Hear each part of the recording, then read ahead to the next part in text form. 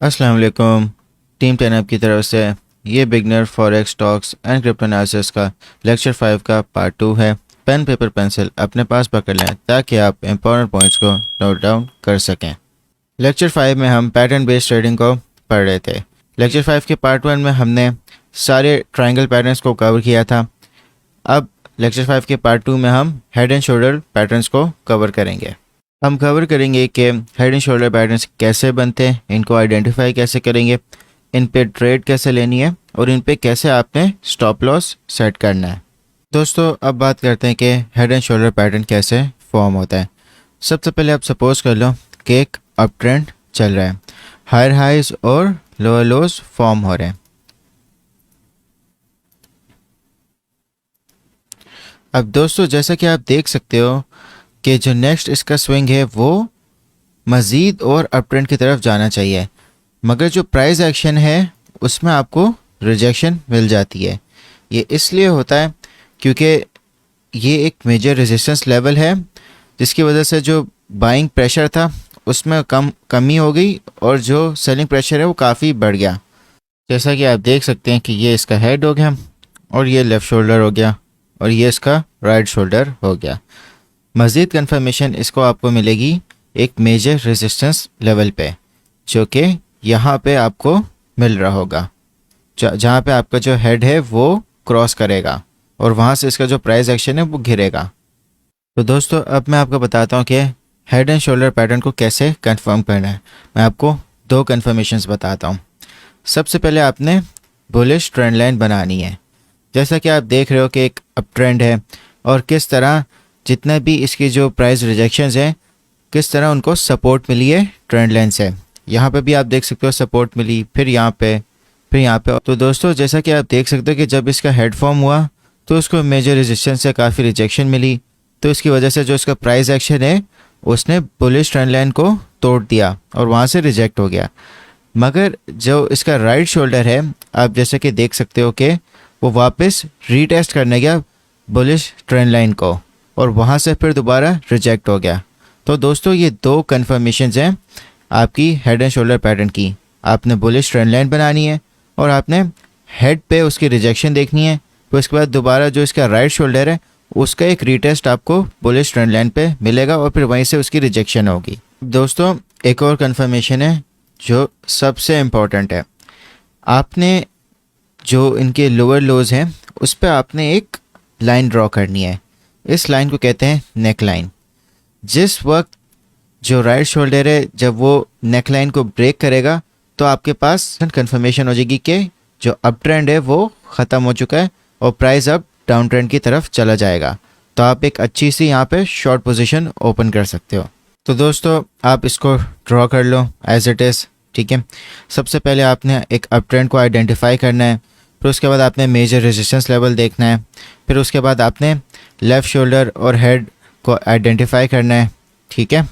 और फिर उसके बाद आप एक बुलिश ट्रेंड लाइन बनाओगे और आप कंफर्म करोगे कि जो लोअर लोज हैं क्या उनको सपोर्ट मिल रही है इस ट्रेंड लाइन से, ठीक है, जैसे कि एक बुलिश ट्रेंड लाइन में होती है। और आपने देखना है कि क्या जो मेजर रेजिस्टेंस के बाद जो हेड था उसमें क्या रिजेक्शन हुई और बुलिश ट्रेंड लाइन क्या वो टूट गई। फिर उसके बाद आप एक नेक लाइन बनाओगे जिसमें आप लोअर लोज को कनेक्ट करोगे लेफ़्ट शोल्डर के हेड को और जो आपका राइट शोल्डर फॉर्म हो रहा होगा।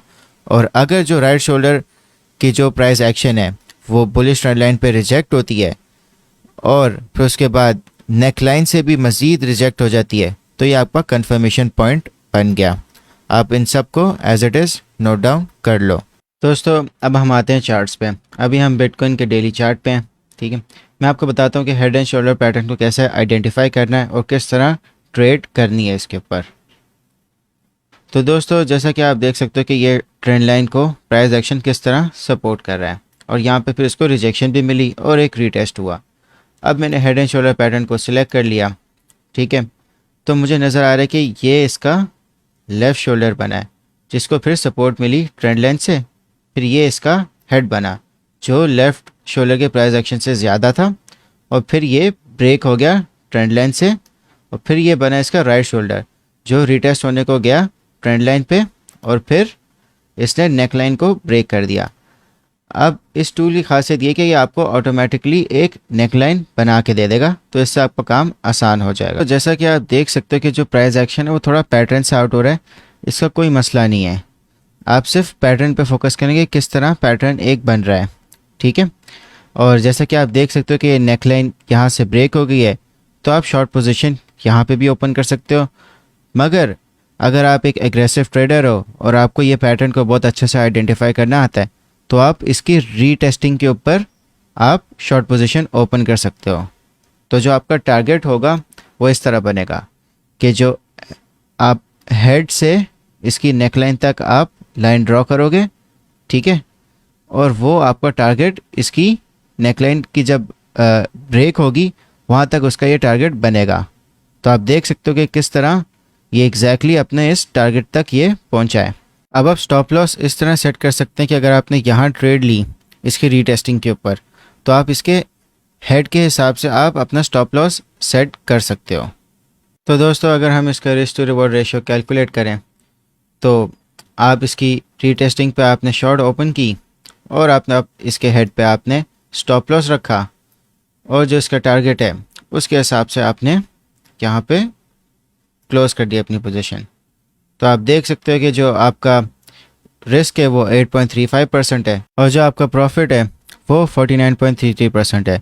तो ये एक बहुत अच्छा रिस्क टू रिवॉर्ड रेशियो वाला ट्रेड है। तो ये पैटर्न बहुत इंपॉर्टेंट है, तो आप इसको जितना अच्छा आप आइडेंटिफाई कर सकते हैं और इसकी कन्फर्मेशंस को, वो उतना ही अच्छा आपकी ट्रेड बन सकती है। दोस्तों अब बात करते हैं टाइम फ्रेम पे।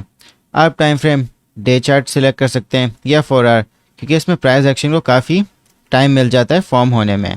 और अगर आप 1 आवर में या छोटे टाइम फ्रेम में करेंगे तो प्राइस एक्शन इतना जल्दी फॉर्म हो रहा होगा, तो आपको काफ़ी मुश्किल होगी ये पैटर्न आइडेंटिफाई करने में। तो दोस्तों हेड एंड शोल्डर पैटर्न का दूसरा पैटर्न होता है इन्वर्स हेड एंड शोल्डर, यानी कि जो भी मैंने आपको बताया हेड एंड शोल्डर में उसका रिवर्स। तो दोस्तों inverse head and shoulder pattern बिल्कुल रिवर्स होता है हेड एंड शोल्डर पैटर्न के।